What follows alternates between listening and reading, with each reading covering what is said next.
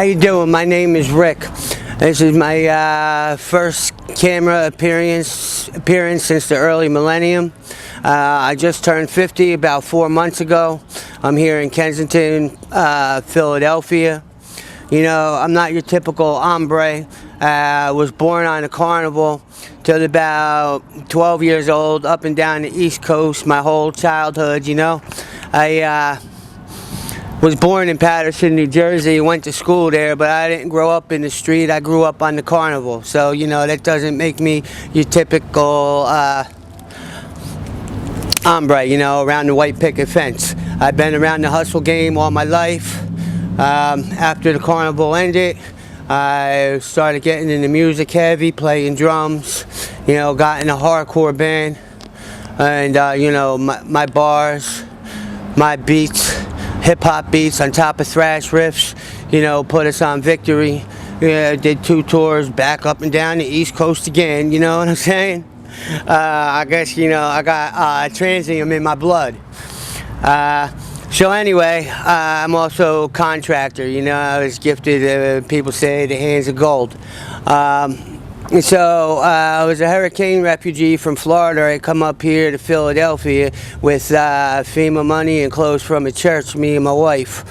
I come here because the city's old and needs to be restored. I figured I could take my contracting, you know, to a nice level very quickly and simplified, you know. And I did that. But I'm leaving out a little bit here.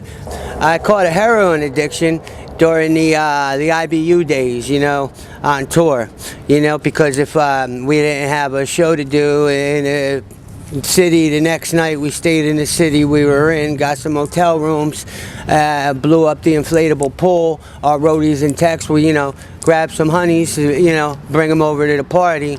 Well, you know, there just wasn't enough to go around, so dope gave me that stick that, you know, would last like I had Energizers. So, you know, the dark side is the addiction that comes with it, which I was completely unaware of.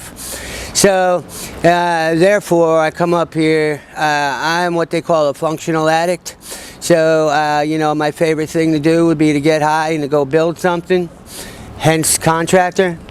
So with that, you know, I was able to stay calm, work around the clock, stay focused. So I built the contracting up. I won't get into all of that. So, you know, me and my wife, we living comfortably and all that and stuff. Me, I don't consider myself a junkie or nothing like that. I am a selective addict. I only do diesel, nothing else. I come home one day, she's dead on the floor. Overdose. Okay, went into depression, 3 years, work, sleep, realized I don't have a social life. I forgot to mention my best friend had hung himself 4 months before I found her on the floor. So I really had no friends, no girl, you know what I'm saying? So that's that. So I finished my jobs honorably. The money was my trigger, you know. I was doing a lot of dope, 2-3 bundles a day, you know what I mean? Everything was paid for, but if I didn't work a day, I didn't have a wake up the following morning. I was stuck in a vicious cycle. You know, it messes me up. I messed up a lot of money because, you know, that's just what drugs do. I don't care how smart you think you are or how bad you think you is. Them drugs will leave you broke. It don't matter what drug it is you're doing. Forget it, bro. Your pockets is done. So, yeah, that's that. So I quit the working. I put myself out on the street, you know, hit the bottom. And nobody does this, but I did it to myself, you know what I mean? Hit rock bottom. For me, being Italian, I'm hard-headed, thick-headed. My whole life, nobody could ever tell me shit, you know what I mean? I had to do it for myself. And and you know, I fall 100 times before I finally say, damn, I'm tired of falling. Like, I'm 50 years old, I'm still falling and ain't tired of it, you know what I mean? So that's it. The 3 years go by, I'm on the street, I'm homeless. Now dig it. You know, this is new for me. Like, oh wow, adventurous, you know, like this is shit I never experienced before. So, you know, like I'm into learning, you know what I mean? I go out of my way to learn shit I'm interested in. So that's that. So I meet a new girl, we're hanging out.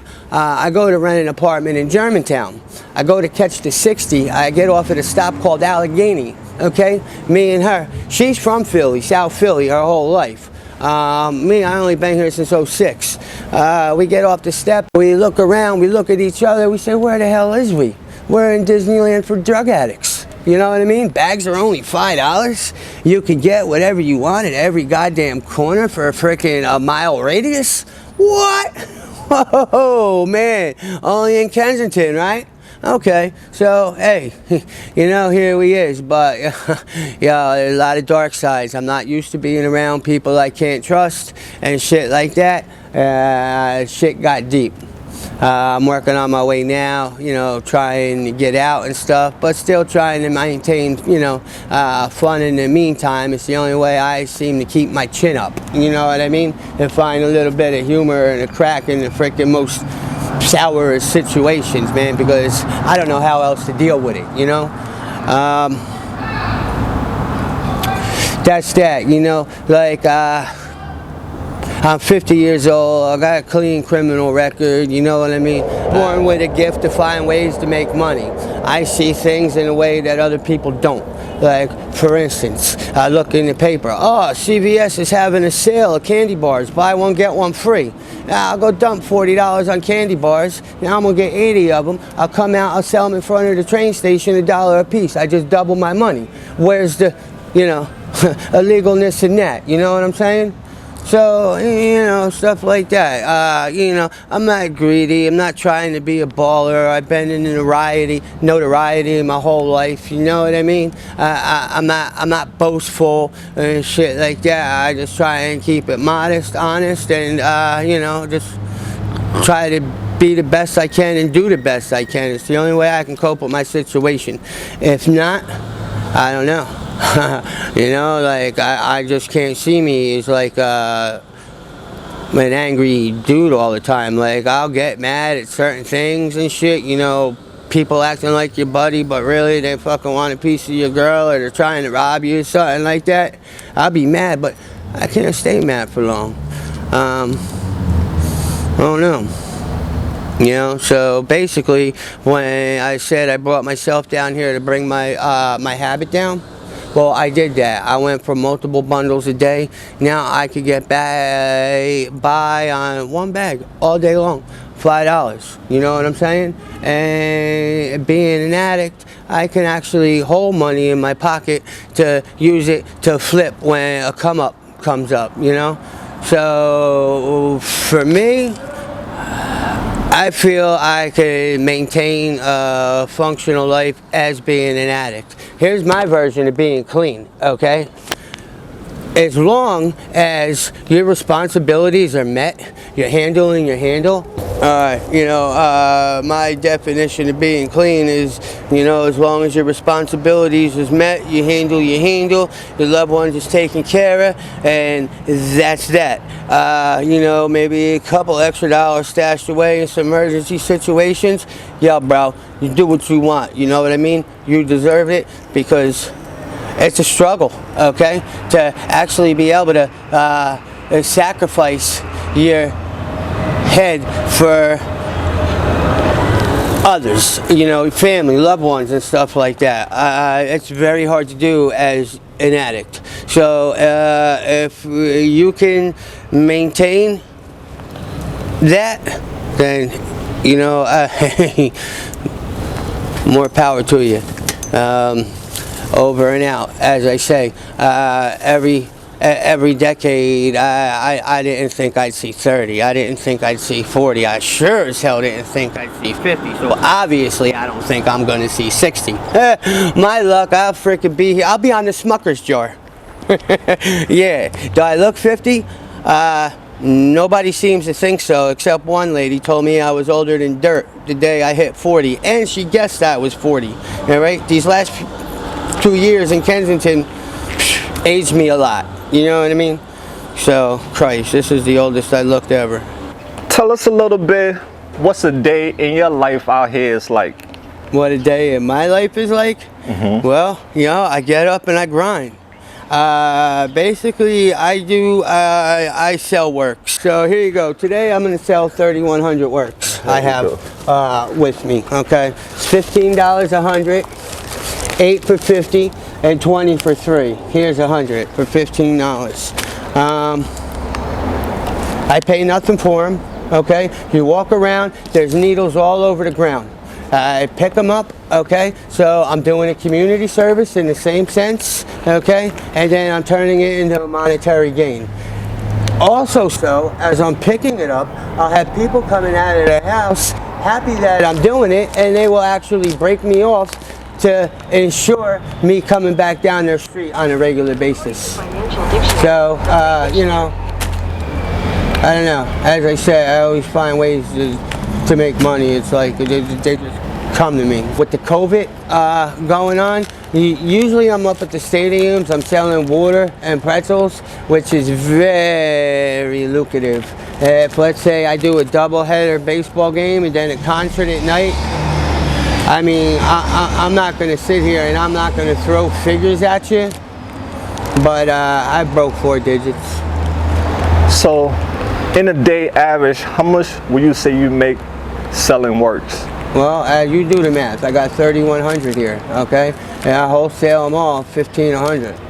There you go. Now, that's only on Mondays, okay? Because I am the only one who has the works on Mondays. Normal days, Monday through Saturday, it's actually 10 for 100, 5 for 50, and it's still 20 for 3, okay? Everybody out here selling works, I am supplying them. Well, and that's that, you know. So did you grow up with your mother and father? Yes. What are some of your favorite childhood memories? My favorite, I'm about to tell you, okay? Me and the Carney kids, we all had our big wheels. We'd ride around at night, go to the ice cream stand, get some ice cream, whatever rides we feel like going on. Or we stand under the skydiver, catch the wallets falling out of people's pockets. Now remember, I'm probably 5 years old. You know what I'm saying? Shit, I think maybe 5 or 6, I was already walking a barrel. You know what I mean? We used to glue cans together and shit, and you know, charge people to throw rocks at the cans and knock them over. And if they did, we'd give them a prize. You know, we took at it a tent before, peeking under the girly tents. Put it this way, I done all adult stuff before I was even 10 years old. Now, at the age you're at now, do you feel any shame or guilt due to your drug use? Not at all. No, the only thing my drug use did to me was some situations I just didn't have enough to be able to accomplish some things I wanted to accomplish. Yeah, I've missed out on a few things, but then on the other hand, I actually might have learned something by it, or picked up on something else that I saw in a way to where I could turn it to positive or something. Like, you know, I don't know, man. You got to take the good with the bad, and then take the bad and turn it good. Absolutely. What else are you going to do? If you can't turn the bad good, then it's just bad and keep going. I don't know. So tell us, what has your addiction taken away from you? What has my teeth? What else has it taken away from me? Shit, it took my wife away. That was her addiction though. She had a lot of wild hairs on her ass she had to burn off. 28 years old. It took a lot away. It took basically all the stuff it takes from everybody, okay? The only thing it didn't take from me was my driving privilege, okay? My criminal record is non-existent. You know, like, I'm calculated. You know? Gotcha. Yeah.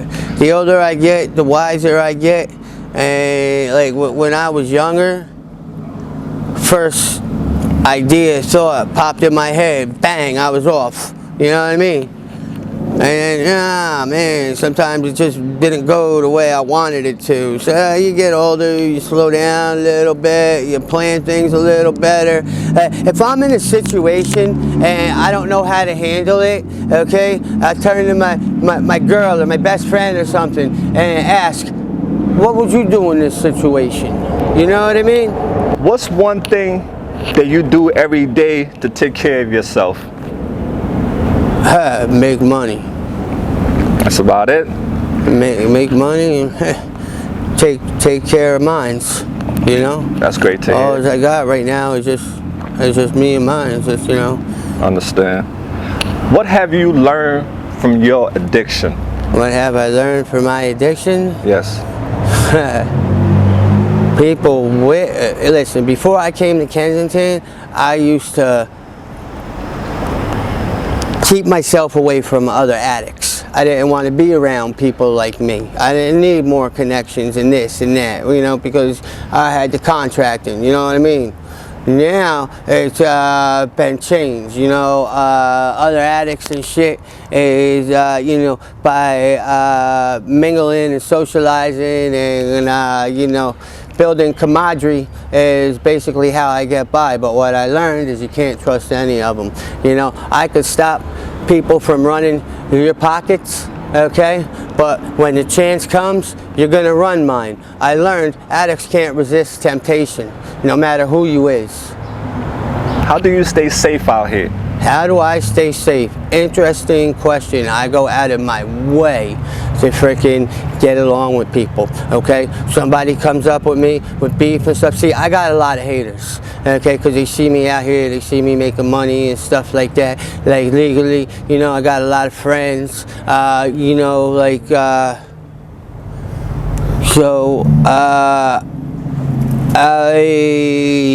I guess, you know, being around people my whole life, I kind of know how to talk to people in a way, you know what I mean? Yeah. Like somebody broke in the morning or whatever, it's nothing for me to give somebody 15 works or 20 works and they can go sell them and get themselves started for the day. You know what I mean?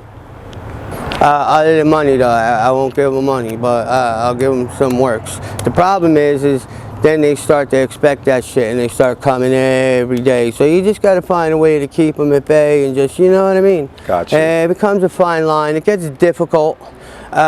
Sometimes, no matter what you do, you just, you just can't. Shit's going to come your way. And it might have not even have been meant for you, you know what I mean? But you just happen to catch it, you know, mistaken identity or this, that. You know, like if somebody coming to rob you, hey, they're coming to rob you, you know what I mean? You're either going to fight them off, run away, or freaking you're going to be able to talk them out of it. But, you know, some people just ain't talking. Gotcha. So let me ask you this question, Rick. Is it hard to meet people out here to trust? It's impossible. Well, addict-wise. Addicts, yeah, you can't trust any of them. They never pay back. You know, I believe in keeping my street credit golden, you know. I need a favor or something when I'm down and out, you know, once in a blue moon. It ain't nothing for me to go out and be like, yo, man, not everybody, you know, select few. Yo, you know, I need this, I need that, and they're more than happy to give it to me, you know. That's good. But for the other 95%, it's not that they won't, it's just they never have it. What's the longest clean time you had? Really none. You know, I always got myself clean. I detoxed myself numerous times and shit like that. As I say, I feel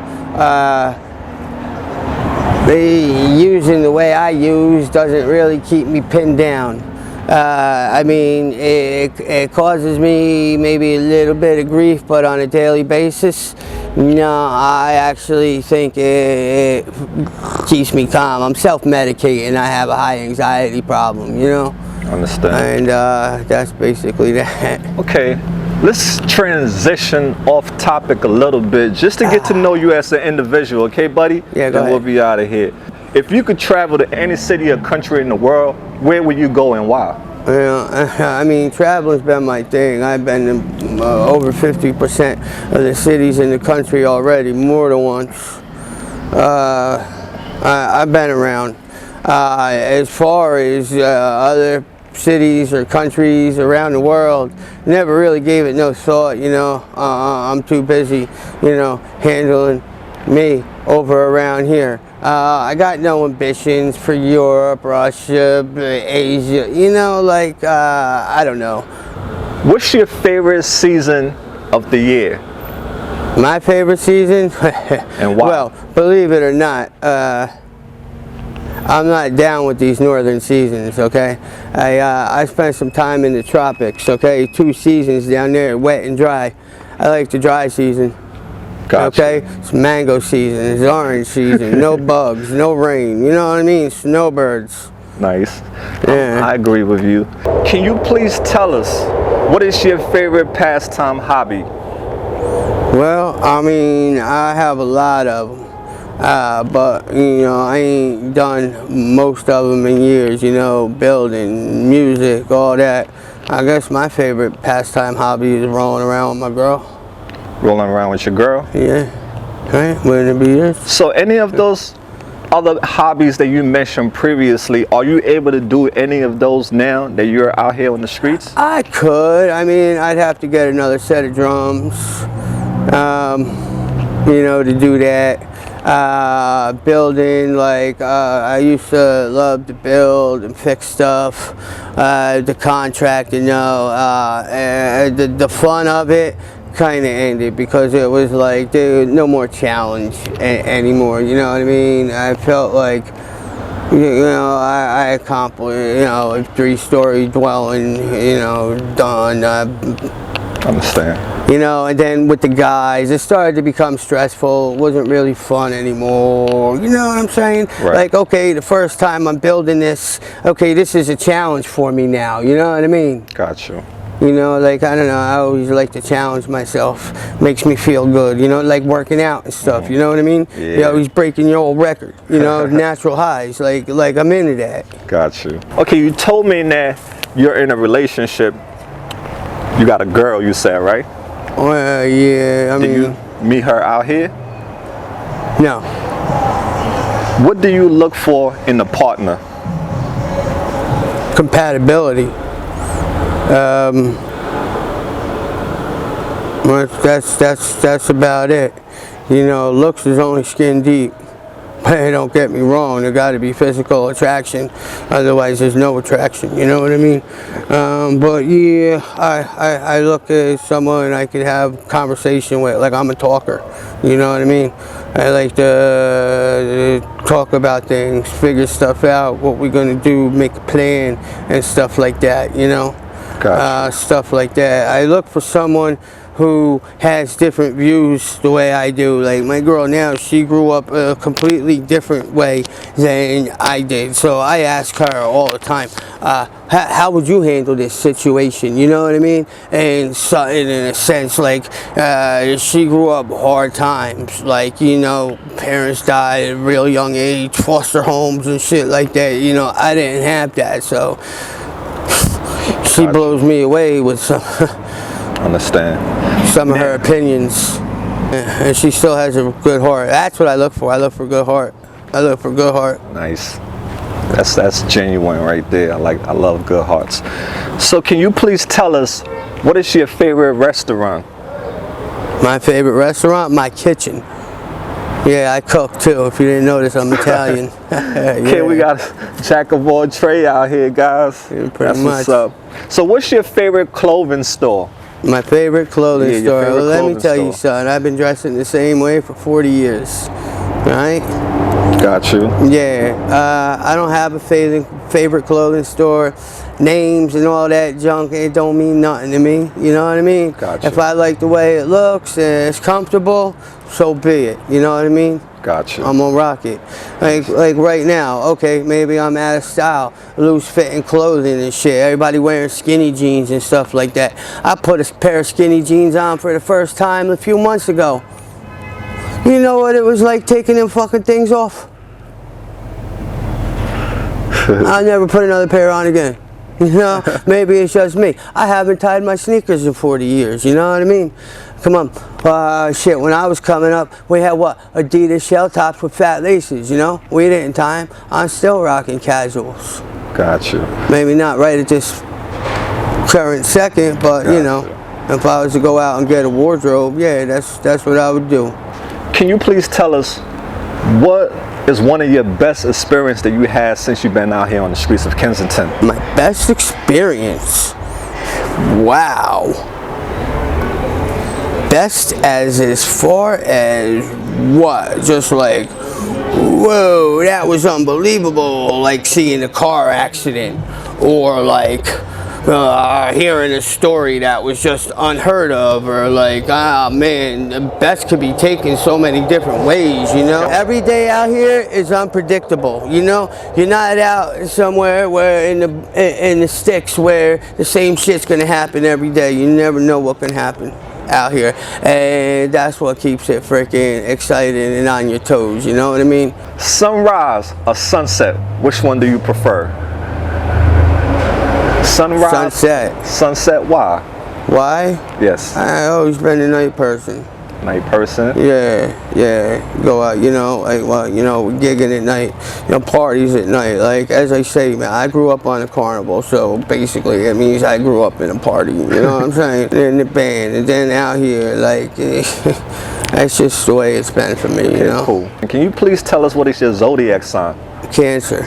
Yo, shout out to all the cancers. We out there. Say what's up to your boy. Show him some love. Okay, guys, we about to wrap up the interview. Want to tell Rick thank you so much for sharing a piece of his story with us. And we appreciate you guys for listening. Thank you so much for your time. AML Films, and we out there. Peace.